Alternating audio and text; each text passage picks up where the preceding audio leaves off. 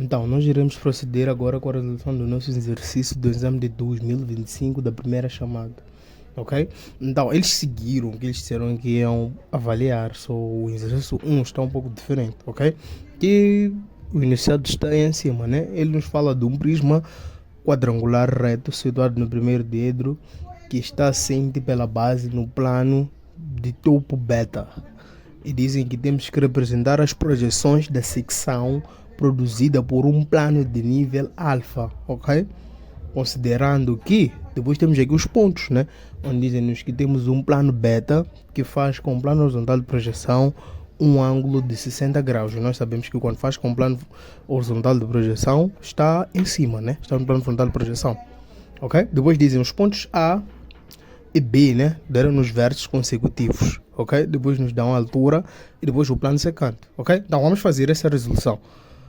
Nós iremos proceder com a nossa resolução, mas seguindo os pontos que temos aqui no nosso exercício, ok?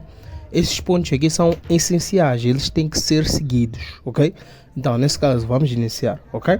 Então, dizem-nos que o nosso prisma quadrangular reto está assente num plano de topo, ok? Já sabemos que como é um plano de topo, ok? Eu já me adentei e fiz aqui o desenho do plano de topo. Então, o primeiro ponto diz aqui no dia seguinte: o plano beta faz com o plano horizontal de projeção um ângulo de 60 graus de abertura para a esquerda, ok? Então, fiz aqui. Hei de fazer aqui a representação dos meus traços. Nesse caso, tenho aqui o traço horizontal beta e o traço frontal beta. Ok, fiz aqui a representação dos meus traços. Tendo feito isto, agora vou para o segundo ponto. O segundo ponto me diz aqui que tenho, nesse caso, o segundo ponto diz-me aqui o seguinte: os pontos A e B são vértices da base do prisma, ok?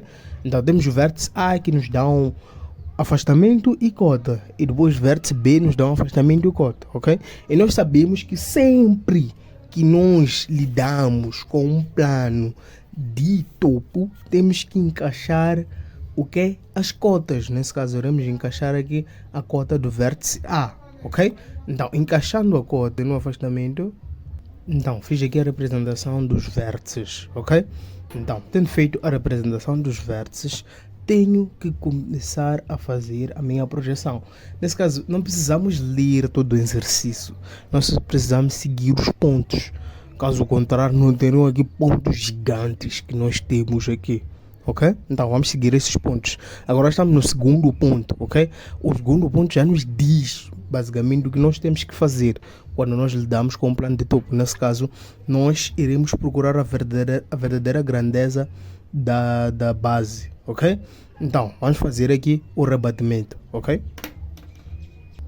Então, tendo feito aqui os rebatimentos, agora o desafio que nos dão aqui é de fazermos a representação do nosso quadrado, ok? E nós sabemos, sempre que temos pontos ou vértices com os mesmos nomes em geometria descritiva, é uma espécie intuitiva, nós temos que unir. Então, nesse caso, temos aqui A rebatido, B rebatido, vamos unir, ok?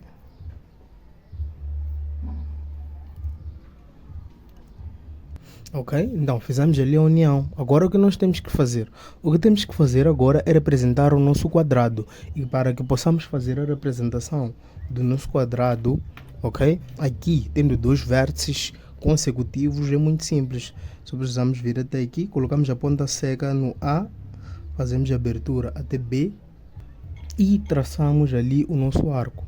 Ok? Agora vamos fazer o contrário. Iremos colocar a ponta seca do compasso em B, abertura até A, e traçamos um outro arco. Tendo feito isto, iremos chegar aqui onde nós temos esses dois vértices e iremos fazer 90 graus, ok? Podemos pegar o transferidor ou régua esquadro, é aquela régua de 30 cm, mas eu prefiro usar o transferidor, ok? Então chego até aqui, posiciono o transferidor e depois marco aqui onde vem 90 graus. Então fizemos ali 90 graus e onde os 90 graus interceptam os nossos arcos, temos os nossos outros dois vértices do nosso quadrado, ok? Então, tivemos ali C rebatido e D rebatido, ok? Então, tendo feito isto, devemos contra-rebater esses vértices. Então, tendo feito ali o nosso contra-rebatimento, agora iremos fazer paralelas em relação ao eixo X, ok? Para que possam interceptar-se, ok? Nesse caso, aqui temos C2, então, tivemos ali C2 e C1, ok? Agora só precisamos fazer a união de todos os vértices da projeção horizontal, ok? Onde temos 1. Então, ali está, ok? E vocês perceberam que conseguimos fazer isso tudo só estando no segundo ponto do nosso enunciado. Agora vamos para o terceiro ponto, ok? Então, o terceiro ponto diz-nos aqui o seguinte: a altura do prisma é igual a 5 centímetros. Nesse caso, aqui já fizemos a representação da base inferior, agora falta a representação da base superior, ok? Nesse caso, iremos fazer a medida de 90 graus aqui e depois fazer a medida de 5 centímetros. Nesse caso, ok? Então, agora já determinamos a nossa base superior, ok? Tendo determinado a base superior, né? Eu coloquei aqui invisível e essa parte aqui invisível, ok? Porque nós sabemos que essa aqui é a parte que está atrás. A parte que está frontalmente em relação ao observador é esta aqui, ok? Então, tendo feito isto, agora tem que determinar a secção, ok? O último ponto diz-me aqui o seguinte: o plano secante alfa tem cota igual a 5,5 centímetros, ok? Então, tendo feito isto, né, determinamos ali o nosso plano secante, né? Então, aí está o nosso plano secante. Tendo feito isto, nós agora iremos determinar a parte visível, que é a parte do tronco, ok? A parte truncada visível, para que possamos fazer a determinação da figura de secção, ok? Nesse caso, o nosso plano passou daqui, nesse caso esse aqui é o plano frontal alfa, entre parênteses, porque só temos um traço, ok? Então, o nosso plano secante passou daqui, isso aí determinou ali uma figura de secção, tá bem? Boa. Então, agora temos de determinar a parte visível. Nós sabemos que só carregamos o tronco, então, o tronco é praticamente a parte de baixo, quase sempre, ok? Então, vamos carregar a parte de baixo do nosso sólido. Então nós colocamos o traço contínuo grosso a parte truncada, ok? Então, o que nós agora iremos fazer aqui é, nesse caso, fazer a representação da figura de secção. Nesse caso, o nosso plano cortou a aresta C linha, ok? Aresta C linha. Então, o que é que vai acontecer aqui? O que vai acontecer aqui é o seguinte: nós iremos ter aqui um ponto. Por quê? Porque determinou ali um ponto. Eu vou escrever o número 1. Escrevo 1 linha, ok? Depois passou e cortou aqui a aresta B linha, ok? Tendo cortado B linha, eu tenho aqui, ok? O segundo ponto, 2, ok? Agora foi cortar aqui a nossa base, nesse caso o plano da base superior. O que é que vai acontecer aqui? O que vai acontecer aqui é o seguinte: sempre que temos um plano a cortar, o plano onde a base está assente, nós temos ali determinados 2 pontos. Nesse caso, será que nós teremos aqui determinados 2 pontos? Então, teremos aqui o ponto 3 coincidendo com 4. Linha, porque é o plano frontal de projeção. Tendo feito isso, nós iremos determinar perpendiculares. Então, determinamos ali uma perpendicular.